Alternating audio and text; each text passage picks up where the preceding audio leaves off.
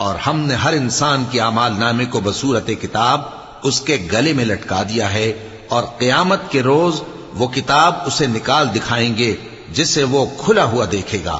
کہا جائے گا کہ اپنی کتاب پڑھ لے، تو آج اپنا آپ ہی حساب کرنے والا کافی ہے۔ جو شخص ہدایت اختیار کرتا ہے تو اپنے لیے اختیار کرتا ہے، اور جو گمراہ ہوتا ہے تو گمراہی کا ضرر بھی اسی کو ہوگا۔ اور کوئی شخص کسی دوسرے کا بوجھ نہیں اٹھائے گا، اور جب تک ہم پیغمبر نہ بھیج لیں عذاب نہیں دیا کرتے۔